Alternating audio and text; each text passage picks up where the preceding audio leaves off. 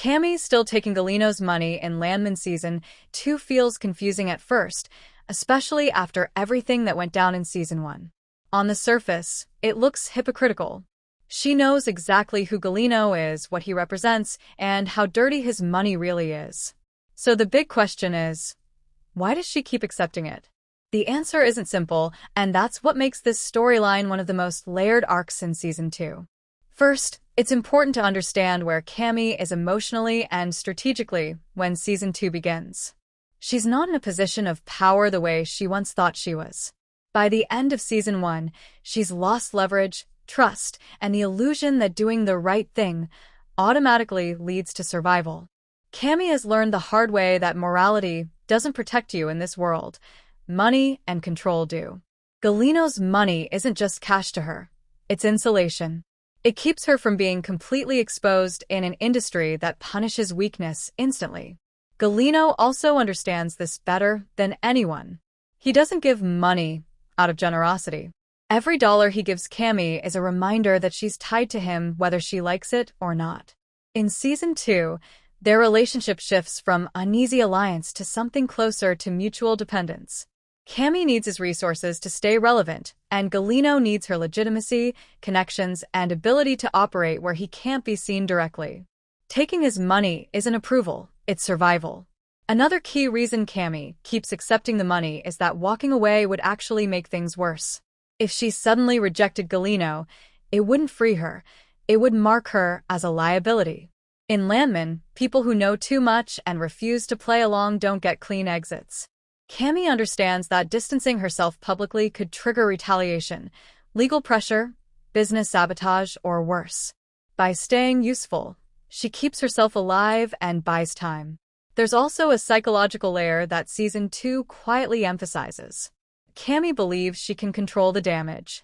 She tells herself that if she's the one handling Gallino's money, she can decide where it goes and limit how destructive it becomes. This is classic rationalization, and the show makes it clear she knows it. But Cami has always believed she's smarter than the system, that she can bend it without breaking herself. Taking the money becomes a way to maintain the illusion of control, even as the cost keeps rising. Her relationship with Tommy also plays into this. Cami feels isolated, unsupported, and increasingly distrustful of everyone around her. Accepting Gallino's money becomes an act of independence in her mind. She's no longer asking for approval or backing from people who hesitate or judge her. Gallino doesn't pretend to be moral, he's honest about what he is. In a twisted way, that honesty feels safer to Cami than allies who smile while quietly pulling away. Season 2 also frames Gallino's money as a trap that tightens slowly. At first, it solves problems. Payroll gets covered. Deals move forward. Fires get put out. But with every episode, the audience sees how that money narrows Cami's options. She can't speak freely.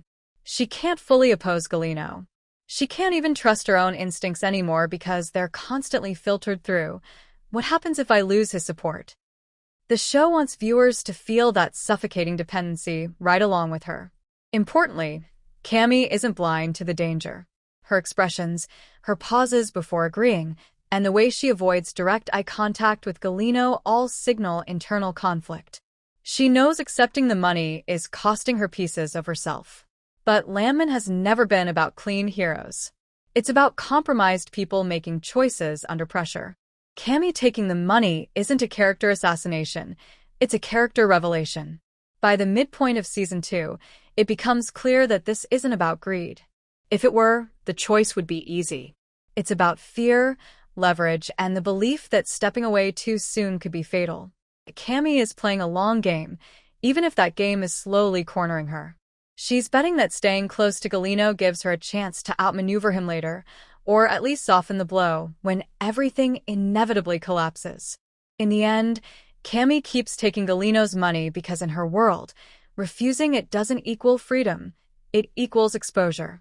Season 2 uses this storyline to show how power really works in Landman. Once you're inside the system, morality becomes a luxury you can't always afford. Cami isn't choosing Gallino because she trusts him. She's choosing him because she doesn't see another option that doesn't end with her being destroyed.